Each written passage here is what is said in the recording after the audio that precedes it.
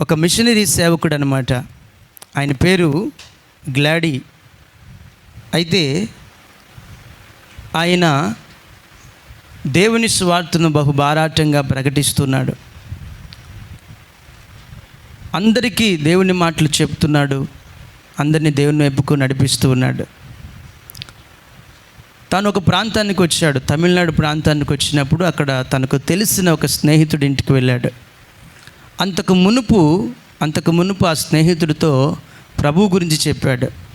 చెప్పినప్పుడు వారు ఎంతో ఆ మాటలు ఆలకించి ఆ సేవకుడు చెప్పిన మాటలు విని యేసుక్రీస్తు అంటే అభిమానం పెంచుకున్నారు.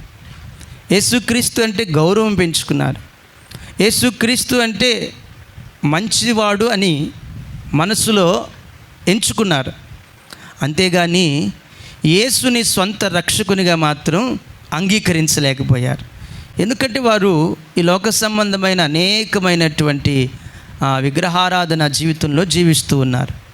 అయితే చాలాసార్లు ప్రేమతో ఆయన ప్రభువుని గురించి చెప్పినప్పుడు వారు ఆ మాటలు ఒప్పుకున్నారే కానీ, అంటే యేసుక్రీస్తుని గురించి ఒక మంచి అభిప్రాయం అయితే ఉంది కానీ అంగీకరణలోనికి ఇంకా రాలేదు. అలాంటి సమయంలో మరలా ఆ గృహాన్ని దర్శించాడు. ఆయన దర్శించినప్పుడు, మీరు ఇంకా వీటిని విడిచిపెట్టలేదా?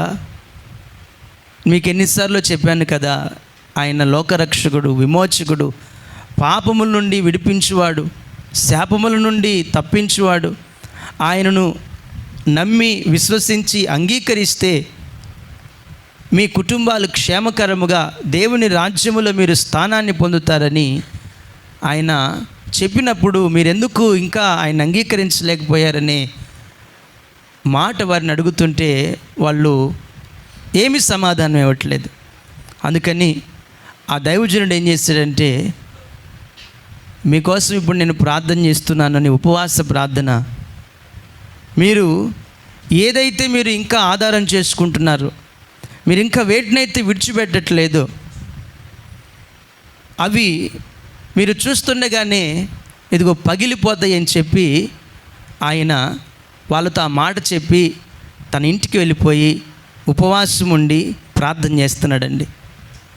ప్రార్థన చేస్తున్నప్పుడు ఆ ఇంట్లో ఉన్న వారందరూ కూడా వారి పనుల్లో వారు ఉన్నారు. వారికి ఒక గది ఉంది. ఆ గది నిండా వారు ఆరాధించేటువంటి దేవుళ్ళు ఉన్నారు. అయితే ఈయన తన యొక్క ఇంటికి వెళ్ళి ప్రార్థన చేస్తూ ఉన్నాడు. ప్రార్థన చేస్తూ ఉంటే ఆయన ఏదైతే చెప్పాడో వారితో, మీరు దేన్నైతే ఆధారం చేసుకుంటున్నారో అవన్నీ పగిలిపోతాయి, పేలిపోతాయి అని ఏమైతే చెప్పాడో, ఈయన లోపల తన గదికి వెళ్ళిపోయి ఆయన ప్రార్థన చేసుకుంటున్నాడు. వాళ్ళ పనిలో వాళ్ళు ఉండగా వాళ్ళ యొక్క ఆ గదిలో ఒక పేలుడు శబ్దం వచ్చిందండి. లోపలికి వెళ్ళి చూస్తే అన్నీ కూడా పగిలిపోయి ఉన్నాయి. వెంటనే వారు కారు వేసుకొని ఆ సేవకుడి దగ్గరికి వెళ్ళిపోయి పరుగున వెళ్ళిపోయి భయముతో వెళ్ళిపోయి ఆయన దగ్గర నిలబడ్డారు. ఏంటి అని అన్నట్లుగా ఆయన చూస్తే ఆయన ఏదైతే చెప్పాడో ఆ విషయం వారు చెప్పినప్పుడు ఆయన అప్పుడు లేచి దేవుణ్ణి మహిమపరిచి ఇప్పుడైనా మీరు అంగీకరించే రక్షణ పొందండి అని చెప్పి వారికి దేవుని సువార్తను అందించాడు. దేవునికి స్తోత్రం చెబుదాం. హల్లెలూయా.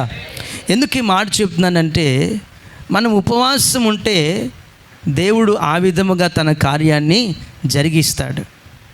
కొన్నిసార్లు మనం కూడా మన బిడ్డలకు చెప్తాం, బాబు రక్షణ పొందండిరా, దేవుని తెలుసుకోండిరా, దేవుని మార్గానికి రండిరా. మన బంధువులకి, మన స్నేహితులకి, మన ఇరుగు వారికి, పొరుగు వారికి చెప్తూ ఉంటాం.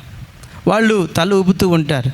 అయితే ఈసారి ప్రభు ఏం చెప్తున్నాడంటే, వారి కొరకు ఉపవాసం ఉండి ప్రార్థన చేయి, తప్పకుండా వారు కూడా దేవుని తెలుసుకునే అవకాశం దేవుడు వారికి ఇస్తాడు. దేవునికి స్తోత్రం చెబుదా. హల్లెలూయా. చాలేవయ్యా, మా కోసమే మేము ఉండలేము, ఇంకా వాళ్ళ కోసం ఏమి ఉంటామయ్యా అని అనుకుంటారు. నా సేవకుడు ఎలాగున్నాడో చూడండి. కాబట్టి దేవుని బిడ్డలారా, ఉపవాస ప్రార్థన అంత శక్తివంతమైనదని ఎరిగి, మరి మనం ఉపవాసం ఉన్నప్పుడు దేవునితో గడిపి ప్రార్థిస్తూ ఉండగా ఆయన ఎన్నో అద్భుత ఆశ్చర్య కార్యాల దేవుడు జరిగిస్తాడు. దేవునికి స్తోత్రం చెబుదాం. హల్లెలూయా.